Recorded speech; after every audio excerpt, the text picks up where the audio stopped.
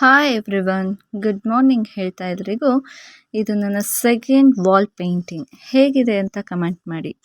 ನಾನು ಫಸ್ಟ್ ನಮ್ಮ ಮನೆಗೆ ವಾಲ್ ಪೇಂಟಿಂಗ್ ಮಾಡಿದ್ದಕ್ಕೆ ನಮ್ಮಮ್ಮ ಖುಷಿಯಾಗಿ ಬಾ ಇಲ್ಲಿ ಅಂಗಡಿ ಮುಂದೇನು ಒಂದು ವಾಲ್ ಪೇಂಟ್ ಮಾಡು ಅಂತ ಹೇಳಿದ್ರು. ಅದಕ್ಕೆ ನಾನು ಏನು ಬಿಡಿಸ್ಲಿ ಅಂತ ತುಂಬ ಯೋಚನೆ ಮಾಡ್ತಿದ್ದೆ. ಹಾಗೆ ಬಾಲಶ್ರೀಕೃಷ್ಣನ ಬಿಡಿಸೋಣ ಅಂತ ತುಂಬ ಆಸೆ ಆಯಿತು. ಹೇಗೆ ಬರುತ್ತೋ ವಾಲ್ ಪೇಂಟಿಂಗ್, ನಂಗೆ ಪ್ರಾಕ್ಟೀಸ್ ಇಲ್ಲ, ಹೇಗಿರುತ್ತೋ ಏನೋ 4 ಜನ ನೋಡ್ತಾರೆ ಅಂತ ಅಂದ್ಕೊಂಡಿದ್ದೆ. ಬಟ್ ನಿಜ ಹೇಳಬೇಕು ಅಂದರೆ ತುಂಬ ಚೆನ್ನಾಗಿ ಬಂದಿದೆ. ಮತ್ತು ಇದು ನಾನು ತುಂಬ ಭಕ್ತಿಯಿಂದ, ಶ್ರದ್ಧೆಯಿಂದ, ಭಯದಿಂದ ಬಿಡಿಸಿರೋದು. ತುಂಬ ಚೆನ್ನಾಗಿ ಬಂದಿದೆ. ನಾನು ಬರೀ ಈ ಥರ ಸ್ಕೆಚ್ ಮಾಡಿ ಔಟ್ಲೈನ್ ಕೊಟ್ಟು ಬಿಟ್ಬಿಡೋಣ ಅಂತ ಅಂದ್ಕೊಂಡೆ. ಬಟ್ ಅಮ್ಮ ತುಂಬ ಚೆನ್ನಾಗಿ ಬಂದಿದೆ, ಬೇಡ ಕಲರಿಂಗೂ ಸಹ ಮಾಡು ಅಂತ ಅಮ್ಮ ನನಗೆ ಇನ್ನಷ್ಟು ಪ್ರೋತ್ಸಾಹ ಮಾಡಿದ್ರು. ತುಂಬ ಚೆನ್ನಾಗಿ ಬಂದಿದೆ.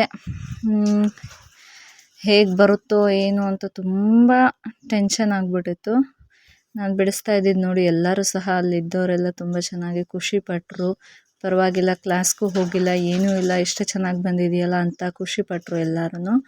ನನಗೂ ಅನ್ನಿಸ್ತು ನನ್ನಲ್ಲಿ ಈ ಥರ ಹಿಡನ್ ಟ್ಯಾಲೆಂಟ್ ಇದೆಯಾ ಅಂತ. ಅದನ್ನೆಲ್ಲ ನೋಡಿ ಏನೋ ಒಂಥರ ನನಗೇ ಅಪ್ರಿಷಿಯೇಟ್ ಅನ್ನಿಸ್ತಾ ಇತ್ತು. ಮತ್ತು ಯಾವ ಬ್ರಷಲ್ಲಿ ಯಾವ ಸೈಜು 0.5 ಅಥವಾ ಯಾವ ಬ್ರಷಲ್ಲಿ ಬಿಡಿಸ್ಬೇಕು ಏನೂ ಸಹ ಐಡಿಯಾ ಇಲ್ಲ. ಜಸ್ಟ್ ಪೇಂಟ್ ಬ್ರಷ್ ಮಕ್ಳಿಗೆ ಸಿಗುತ್ತಲ್ಲ, ಆ ಬ್ರಷಲ್ಲಿ ಬಿಡಿಸಿರೋದು. ಬಟ್ ನಿನ್ನೆ ಇದನ್ನು ಬಿಡಿಸ್ಬೇಕು ಅಂತ ನಾನು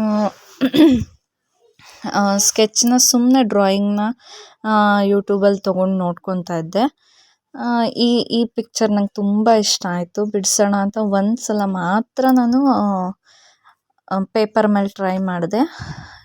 ಖುಷಿ ಅನ್ನಿಸ್ತು. ನನ್ನ ಮಗನೂ ಸಹ ತುಂಬ ಇಷ್ಟಪಟ್ಟ. ಅದಾದಮೇಲೆ ಒಂದಾದಮೇಲೆ ಒಂದಕ್ಕೆ ಬಣ್ಣ ಕೊಟ್ಕೊಂಡು ಹೋಗಿ ಅದಕ್ಕೆ ಕಲರಿಂಗ್ ಕೊಡ್ತಾ ಇದ್ದಷ್ಟು ಆ ಕೃಷ್ಣ ನಿಜವಾಗ್ಲೂ ಇಲ್ಲಿ ಬಂದು ಕೂತಿದ್ದಾನೇನೋ ಅನ್ನೋಷ್ಟು ಲೈವ್ಲಿನೆಸ್ ಕೊಡ್ತಾ ಬರ್ತಾಯಿತ್ತು. ತುಂಬ ಖುಷಿ ಅನ್ನಿಸ್ತು.